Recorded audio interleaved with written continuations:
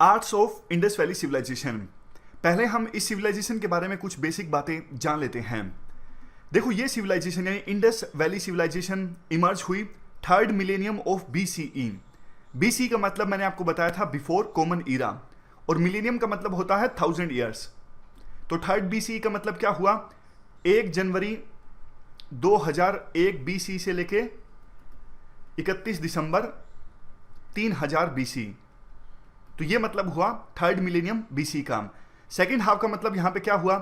देखो, बीसी में हम उल्टे चल रहे होते हैं, तो सेकेंड हाफ का मतलब ये हुआ 1 जनवरी 2001 बीसी से लेके 31 दिसंबर 2500 यानी कि 2500।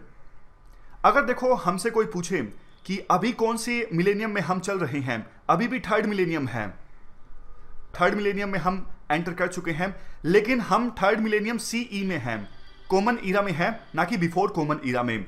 जब इंडस वैली सिविलाइजेशन इमर्ज हुई थी तो उस समय बिफोर कॉमन ईरा था। अब देखो, आर्ट की बात करें तो काफी डाइवर्स आर्ट मिलती है इंडस वैली सिविलाइजेशन में, जैसे स्कल्पचर्स यानी मूर्तियां, सील्स के बारे में अभी हम डिस्कस करेंगे। स्केयर की फॉर्म में होते थे, और ज्यादातर जो सील्स बनी होती थी स्ट्रीटाइट की बनी होती थी ज्यादातर, वैसे कॉपर की भी बनी होती थी कुछ, हम अभी डिस्कस करेंगे सील्स के बारे में। पोट्री, गोल्ड ज्वेलरी, टेराकोटा यानी जो पकी हुई मिट्टी से बने खिलौने या फिर बर्तन, इस प्रकार के काफी डाइवर्स फॉर्म देखने को मिलती है इंडस वैली सिविलाइजेशन में। आपने एक चीज नोटिस की होगी कि प्री हिस्टोरिकल ईरा में ये सब चीजें नहीं देखने को मिलती, सील नहीं देखने को मिलती थी, मूर्तियां भी नहीं देखने को मिलती थी, लेकिन इंडस वैली सिविलाइजेशन के दौरान ये सब चीजें देखने को मिलती हैं। 2 major sites Indus valley civilization की कौन सी आपको पता है? एक हड़प्पा और एक मोहनजोदाड़ो। दोनों पाकिस्तान में हैं। हड़प्पा भी पाकिस्तान में है और मोहनजोदाड़ो भी पाकिस्तान में है। लेकिन इस सिविलाइजेशन से जुड़ी जो अन्य साइट्स हैं, फॉर एग्जांपल लोथल और धोलवीरा, ये गुजरात में है, राखीगढ़ी हरियाणा में है, रोपड़ पंजाब में है, और कालीबंगन और बालाथल ये राजस्थान में हैं। आप एक बार मैप में भी देख लीजिए, यहाँ पे देखो, ये हड़प्पन जो साइट है ये पाकिस्तान में है नॉर्थ में, और जो मोहनजोदाड़ो साइट है ये पाकिस्तान के साउथ में है। धोलावीरा हमने डिस्कस किया, गुजरात में है।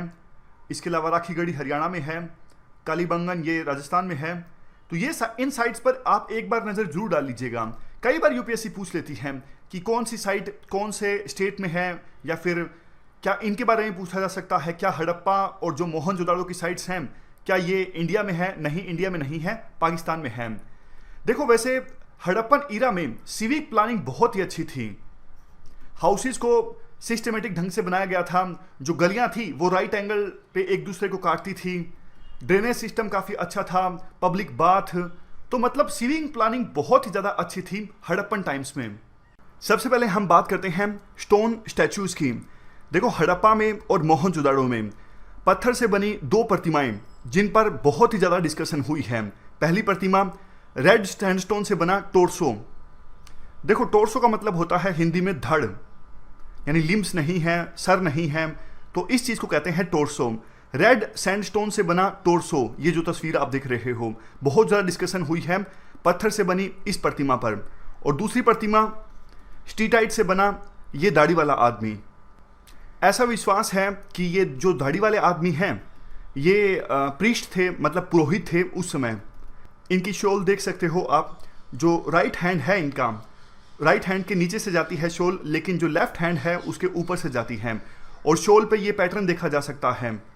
ये जो देखो, इस शॉल पे इस प्रकार का जो रिप्रेजेंटेशन बना हुआ है, इसको ट्री फॉइल ग्राफिक रिप्रेजेंटेशन कहते हैं। Tree foil graphic representation. यहाँ पे देखिए, इनकी आंखों पे आप नज़र डालोगे तो थोड़ी सी आप कह सकते हो विड्थ ज़्यादा है आंखों की, इलोंगेटेड आइज हैं, और आंखें जो हैं आधी खुली हैं आधी बंद हैं, तो लगता है जैसे कि मेडिटेटिव कंसंट्रेशन में हैं।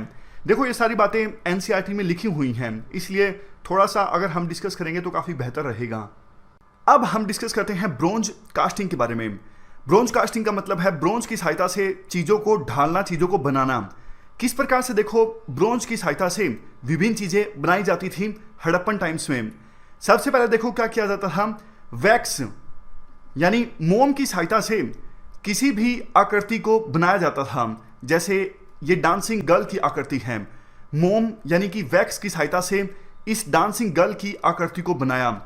उसके बाद देखो वैक्स से डांसिंग गर्ल की आकृति बनाने के बाद, स्ट्रक्चर बनाने के बाद, उस पूरे स्ट्रक्चर पर क्ले यानी कि मिट्टी का लेप लगाया।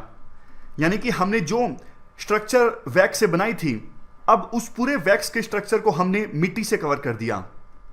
अब देखो मिट्टी से कवर करने के बाद इस स्ट्रक्चर को आप गर्म कीजिए, क्या होगा, वैक्स के ऊपर जो मिट्टी है वो तो पकना स्टार्ट हो जाएगी, लेकिन आप इस स्ट्रक्चर के नीचे एक छोटा सा होल कीजिए।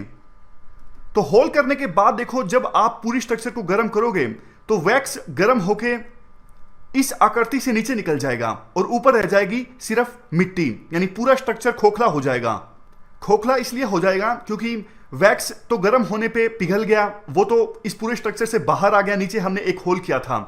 अब देखो इसी होल में हम मोल्टन ब्रोंज डाल देते हैं, यानी ब्रोंज डाल देते हैं लिक्विड स्टेट में उसी स्ट्रक्चर में। अब देखो जैसे ही वो ब्रोंज ठंडा होगा इस स्ट्रक्चर में जाने के बाद वो इस प्रकार की आकृति ले लेगा जैसी आकृति वैक्स की थी, और बाद में आप ऊपर लगी मिट्टी को हटा सकते हो। तो इसे कहते हैं लोस्ट वैक्स टेक्निक। फिर से मैं रिपीट कर देता हूं। सबसे पहले देखो आप वैक्स यानी मोम की सहायता से कोई भी आकृति बना सकते हैं। उसके बाद आप उस आकृति को मिट्टी से कवर कर दीजिए, क्ले से कवर कर दीजिए।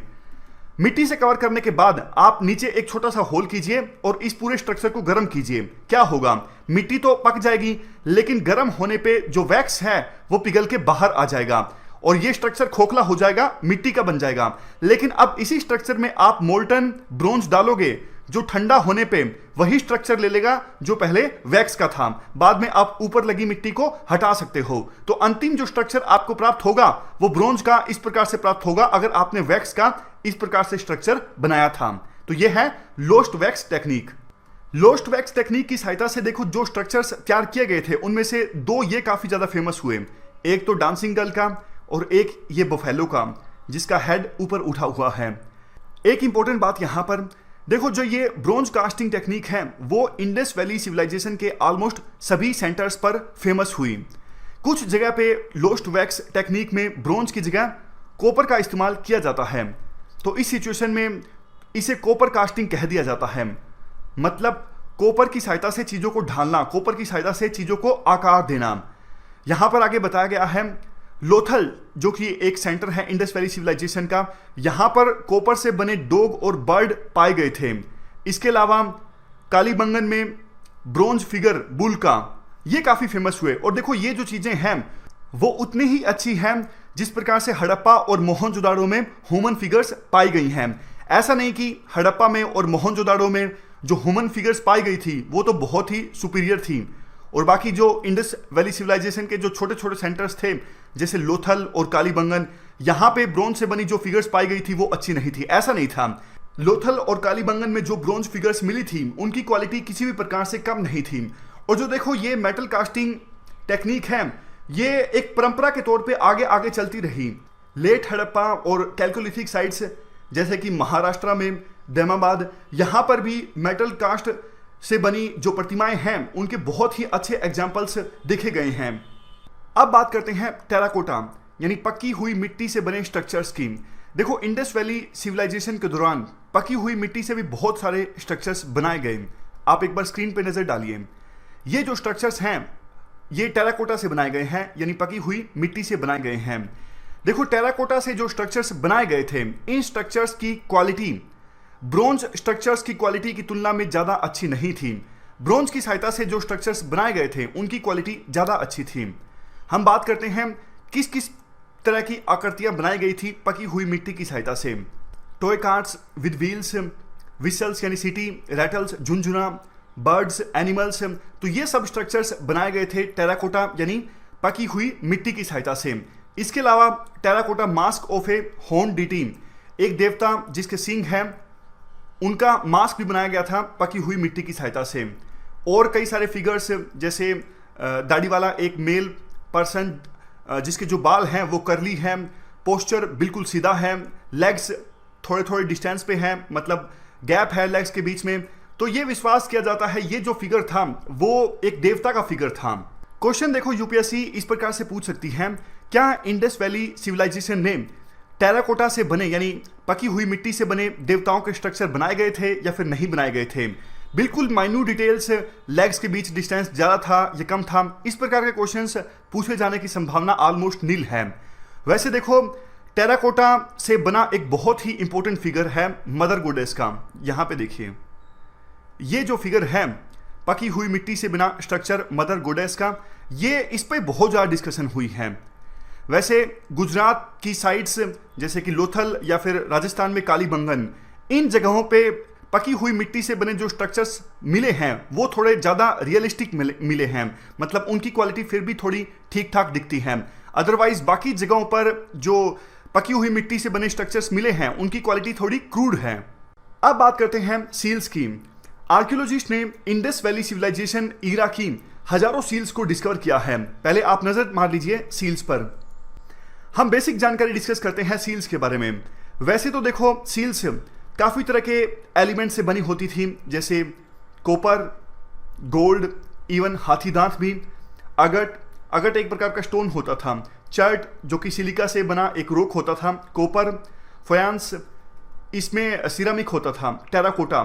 तो इनमें से किसी भी एलिमेंट की सील बनी हो सकती थी, मतलब इन एलिमेंट्स की सील्स भी पाई गई हैं। लेकिन ज्यादातर जो सील्स होती थी वो स्टीटाइट की होती थी। स्टीटाइट एक प्रकार का सैंडस्टोन होता है, सॉफ्ट सैंडस्टोन, जो कि रिवर में मिलता है। तो स्टीटाइट की जो सील्स थी वो सबसे ज्यादा पाई गई हैं इंडस वैली सिविलाइजेशन के इरा की। अब क्वेश्चन ये उठता है कि सील्स किस काम के लिए बनाई जाती थी। देखो, सील्स काफी सारे कामों के लिए बनाई जाती थी। कॉमर्शियल पर्पज के लिए यानी बिजनेस के लिए सील्स का इस्तेमाल किया जाता था। इवन एजुकेशन पर्पज के लिए भी सील का इस्तेमाल किया जाता था, और डेकोरेशन के लिए ताबीज की तरह सील का इस्तेमाल किया जाता था। घर में सजावट के लिए सील्स का इस्तेमाल किया जाता था। तो ये सारे पर्पज हैं। अगर यूपीएससी क्वेश्चन पूछती है कि इनमें से कौन सा ऑप्शन सही है, सील का इस्तेमाल किस लिए किया जाता था, तो ये सारे ऑप्शन सही हैं। कॉमर्शियल पर्पज के लिए, एजुकेशन पर्पज के लिए, डेकोरेशन पर्पज के लिए, गहने की तरह, ताबीज की तरह। इसके बाद बात आती है शेप की। किस शेप की होती थी सील्स? तो देखो, ठीक वैसे ही, वैसे तो सील्स काफी तरह की शेप्स की पाई गई हैं, जैसे रेक्टेंगुलर शेप की, सर्कुलर फॉर्म की, ट्राइंगल की फॉर्म में। लेकिन ज्यादातर जो सील्स पाई गई हैं वो स्क्वायर की फॉर्म में पाई गई हैं, जिनका साइज था 2:2। यहां पे देखो, 2:2 साइज की ज्यादातर जो सील्स हैं वो पाई गई हैं। और देखो, ये सील्स आइडेंटिटी कार्ड का भी काम करती थी। मान लीजिए किसी पर्सन के पास किसी तरह की सील है, तो वो सील उस पर्सन के लिए एक प्रकार से आइडेंटिटी कार्ड का काम करती थी। इन सील्स पे देखो कुछ ना कुछ अंकित होता था। आप ये तस्वीर फिर से देखिए, यहां पे देखिए, ये अंकित है, ये है पिक्टोग्राफिक एक्सप्रेशन।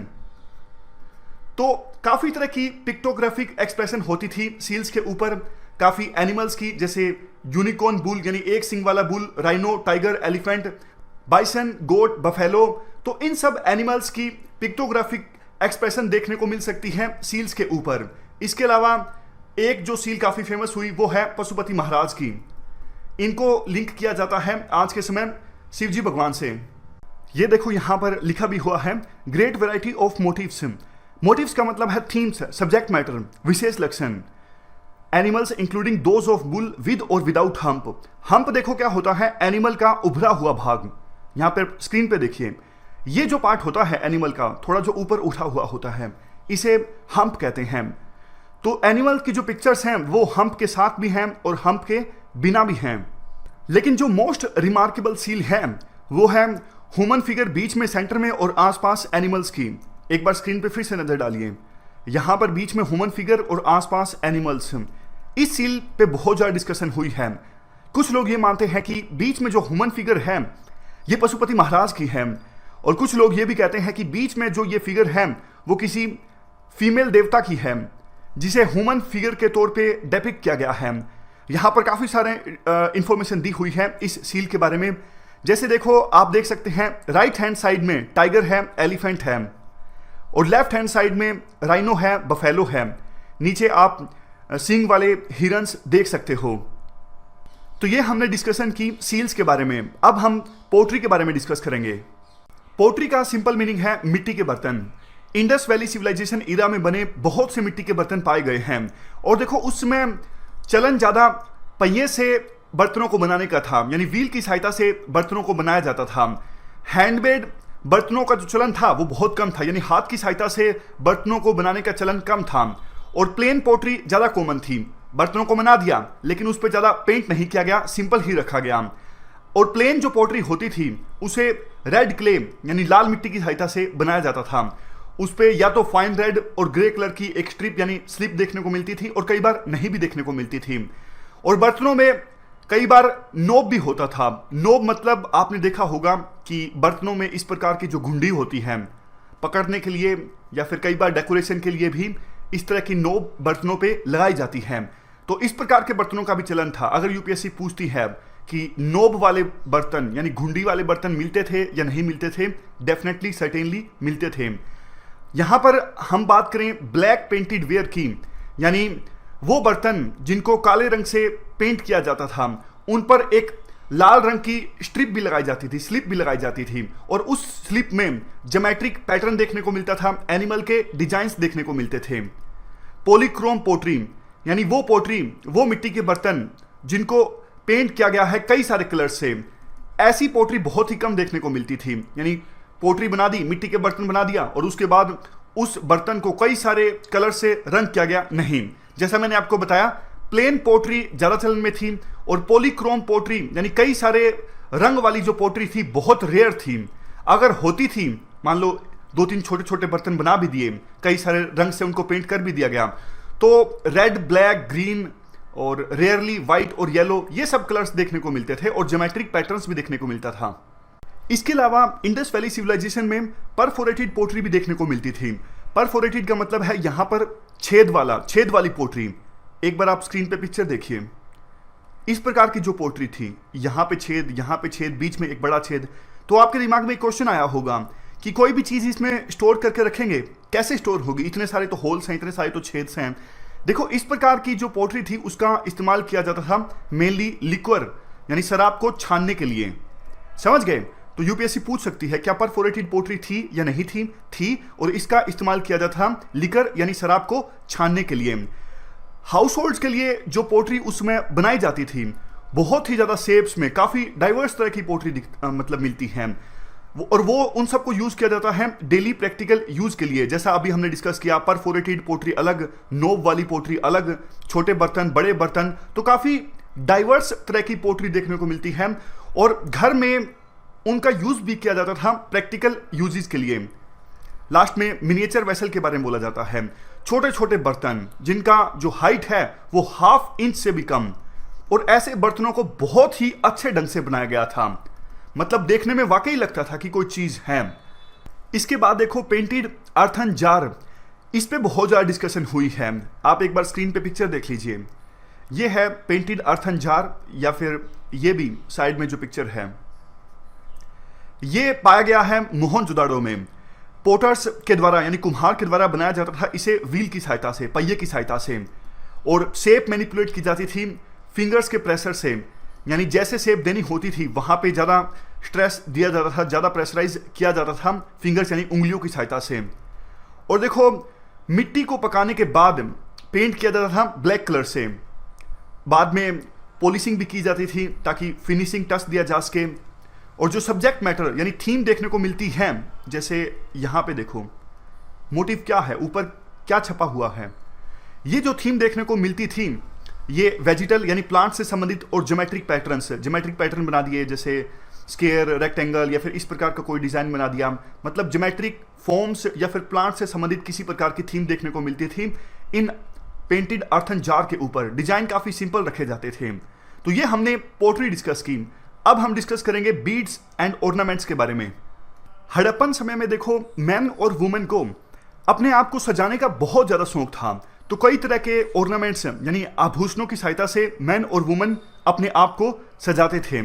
और ये आभूषण, ये गहने बहुत सारे पदार्थों से बने होते थे, जैसे प्रीशियस मेटल्स, गोल्ड इत्यादि, जेमस्टोन्स, जो प्रीशियस पत्थर होते थे उस समय, उन प्रीशियस पत्थरों के बने गहने भी पहने जाते थे। इसके अलावा हड्डियों के बने गहने और पकी हुई मिट्टी के बने गहने भी पहने जाते थे उस समय।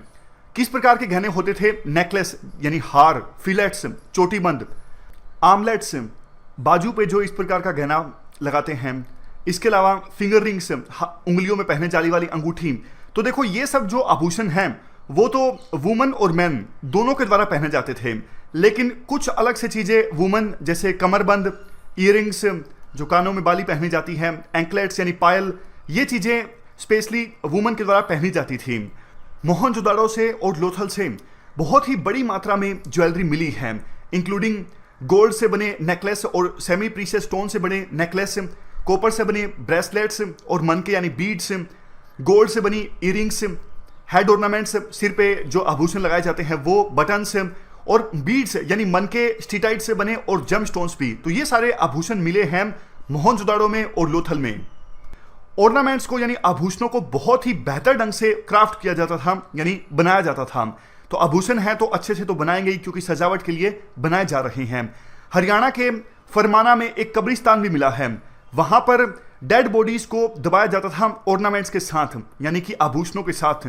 विश्वास किया जाता था कि लाइफ आफ्टर डेथ यानी मरने के बाद भी एक यात्रा करनी होगी उस पर्सन को जिसकी डेथ हुई है, तो इसलिए कई बार मिट्टी के बर्तन या फिर ऑर्नामेंट से उस पर्सन को सजा दिया जाता था।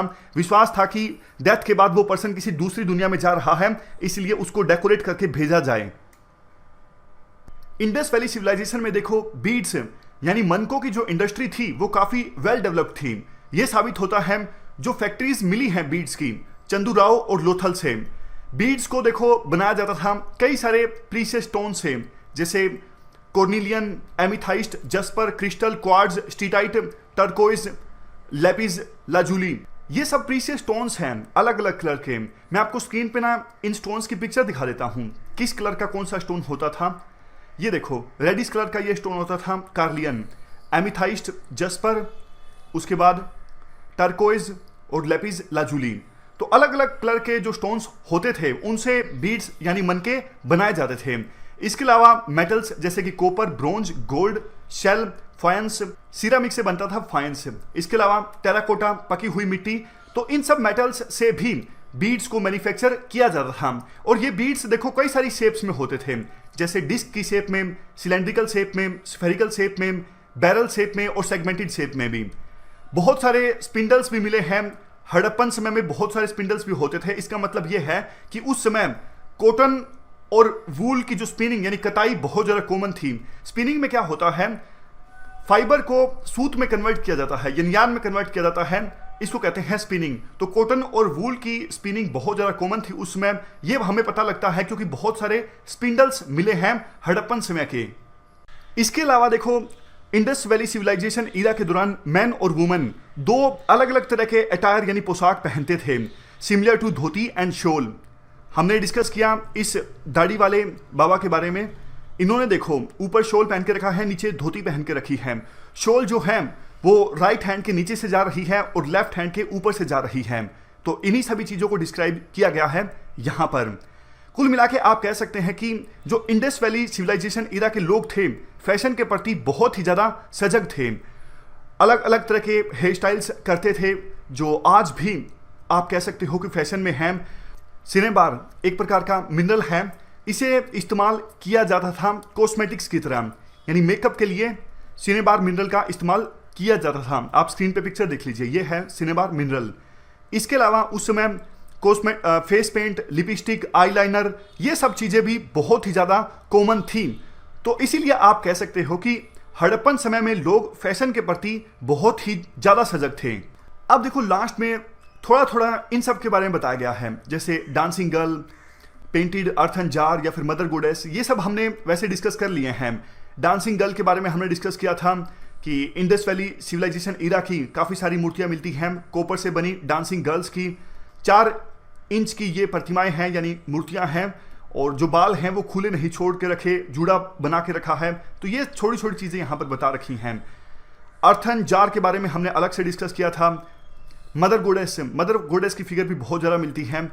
इस फिगर में जो फीमेल हैं यानी मदर गोडेस हैं, उन्होंने नेकलेस, हार पहन के रखा है, गहनों से सुसज्जित हैं, इवन ब्रेस्ट पे भी गहने हैं, पूरे शरीर पे एक कपड़ा है, गर्डल यानी कमरबंद भी लगा के रखा है।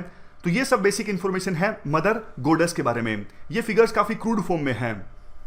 तो देखो इस वीडियो में हमने डिस्कस किया arts of Indus valley civilisation.